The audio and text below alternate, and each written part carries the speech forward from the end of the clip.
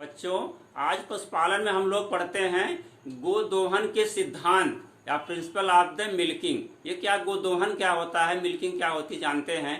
जब उसके गाय के आयन और थन होता है, मेमरी ग्लैंड्स होती है, तो उसमें जब दूध एकत्रित होता है उसको निकालने की क्रिया को ही हम लोग गोदोहन या मिल्किंग के नाम जानते हैं।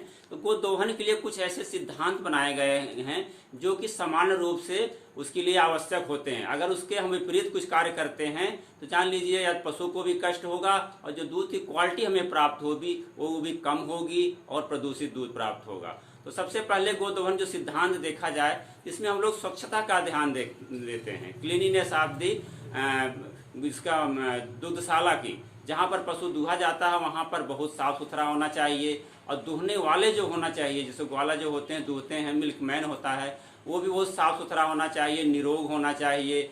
उसके हाथ और नाखून, उसके जो नाखून जो होते हैं वो कटे होने चाहिए। हाथ साबुन से या 200 जो ppm क्लोरीन के घोल से जो है हाथ को धुलना चाहिए, जिससे कोई बैक्टीरिया विषाणु ना हो, उससे कोई बीमारी नहीं होनी चाहिए। और जिस बर्तन में हम धो रहे हैं वो भी साबुन से, जो वॉशिंग सोडा से बढ़िया से उसको धुला होना चाहिए, उसको सूखा होना चाहिए। जिससे ये स्वच्छता रहेगी तो हमें अच्छा पूर्ण रूप से दूध प्राप्त होगा और स्वच्छ दूध प्राप्त होगा।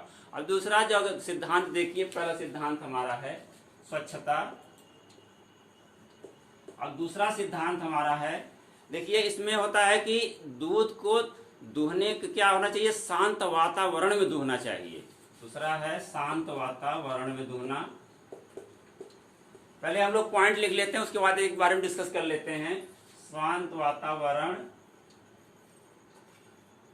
वातावरण में दूहना। नंबर 3 है कम समय में दूहना, यह है। और निश्चित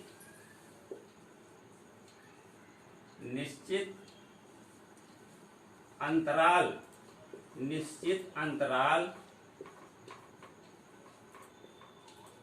पर दूहना।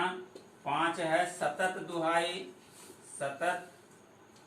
सतत दोहन, कंटिन्यू, इसको कहते हैं सतत कंटिन्यूअस दुहाई करना चाहिए। सतत दोहन, एक समान दोहन।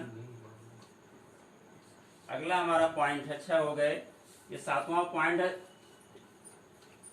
शुष्क दोहन। ये हमारा है शुष्क दोहन।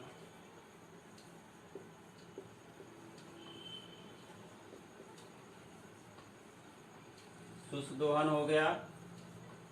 इसके अलावा है कि दूध को ज्यादा गैप नहीं दूहना चाहिए, उसको बीच बीच में दूहते रहना चाहिए। कम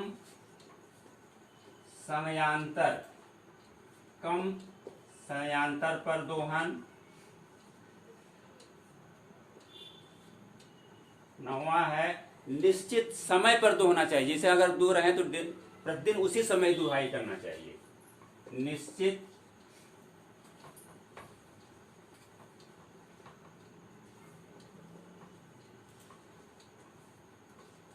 निश्चित समय पर दोहन।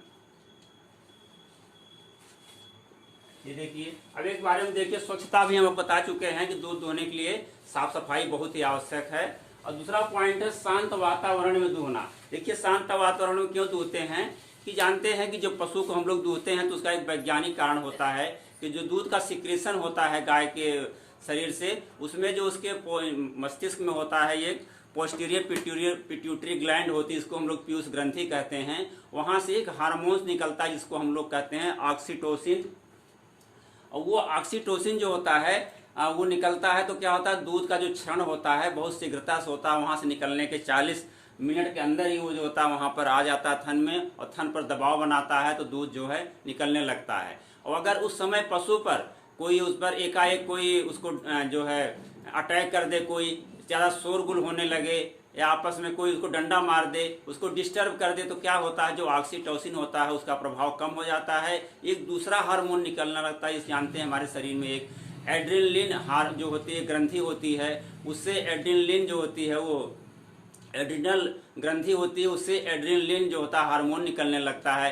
तो उसके वजह से क्या होता है, दूध को होल्ड अप कर लेती है, गाय दूध को चढ़ा लेती है, जिससे पूर्ण रूप से हमें दूध प्राप्त नहीं हो पाता है। इसीलिए शांत वातावरण होना चाहिए। वहाँ पर अगर कुत्ते भौंक रहे हैं, बच्चे शोरगुल कर रहे हैं, और अगर कोई पशु को डिस्टर्ब कर दे रहा है, कोई मार पीट देता है, तो गाय जो दूध को चढ़ा लेती है, जिससे पूर्ण रूप से हमें दूध नहीं प्राप्त होता है। अगला पॉइंट हमारा कम समय में दूहना। कम समय में क्यों दूहना, जानते हैं कि जो अभी बताया आपको कि जो उसको पीयूष ग्रंथि से ऑक्सीटोसिन हार्मोन निकलता है, उसको स्टिमुलेट करता है दूध दूहने के लिए, सेक्रेशन के लिए।